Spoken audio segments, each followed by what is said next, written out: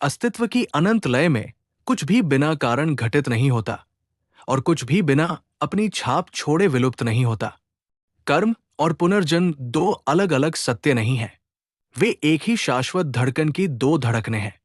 बिना कर्म के पुनर्जन्म नहीं हो सकता। बिना पुनर्जन्म के कर्म अधूरा रह जाता है। जन्म कोई संयोग नहीं है।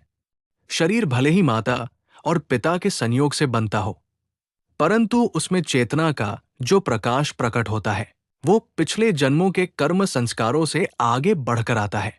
ये संस्कार आत्मा के साथ एक सूक्ष्म सुगंध की तरह चलते हैं, अनदेखे किंतु स्पष्ट।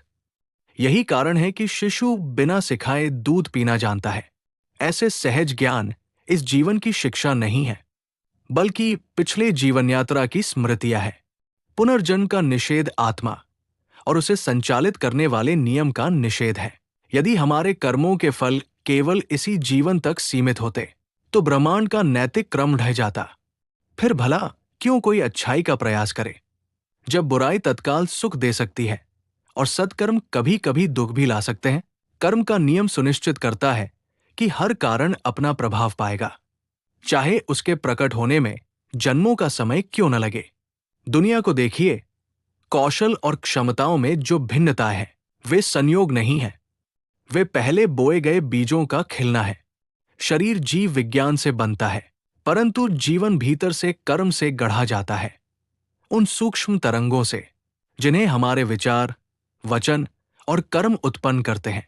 कर्म एक ओर श्रृंखला की तरह कार्य करता है जो आत्मा की यात्रा की निरंतरता बनाए रखता है, और दूसरी ओर परिवर्तन की तरह जो हर क्षण नए कर्मों के सृजन से उत्पन्न होता है। हम भले ही अपने पिछले जन्म न देख पाते हों या आने वाले जन्म न जान पाते हों, पर हम एक लंबी अखंड श्रृंखला के बीच खड़े हैं, जिसके पहले असंख्य कल थे और जिसके बाद असंख्य आने वाले कल होंगे, जब तक हम मुक्ति तक न पहुंच जाएं। कर्म और पुनर्जन्म का निषेध नैतिक शून्यता को आमंत्रण है। यदि ये ज्ञान न हो कि हर कर्म लौट कर आएगा, तो धैर्य, करुणा और संयम को विकसित करने का कोई सच्चा कारण शेष नहीं रहता। लेकिन जब इस सत्य को स्वीकार किया जाता है तो जीवन अधिक सजग हो जाता है। तब मनुष्य तत्काल लाभ के लिए नहीं, बल्कि आत्मा की पवित्रता और स्वतंत्रता के लिए कार्य करता है। पुनर्जन्म दंड नहीं है, वो आत्मबोध प्राप्त करने का अवसर है।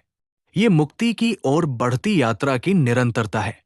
प्रत्येक जीवन एक पाठशाला है जहां पुराने कर्म जलाए जा सकते हैं और नए श्रेष्ठ कर्म भविष्य में खिलने वाले बीजों की तरह बोए जा सकते हैं। ये चक्र तभी समाप्त होता है जब सभी कर्म बंधन विलीन हो जाते हैं और आत्मा अपने मौलिक, शुद्ध और आनंदमय स्वरूप में प्रकाशित होती है। इस प्रकार कर्म, पुनर्जन्म और आत्मा एक अविभाज्य त्रिमूर्ति है। इनमें से किसी एक की उपेक्षा पूरे ढांचे को ढा देती है। इस सत्य को पहचानना हमारे जीवन को रूपांतरित कर देता है, हर कर्म को सजग बनाता है, हर चुनाव को अर्थपूर्ण करता है और हर क्षण को मुक्ति की ओर एक कदम बना देता है।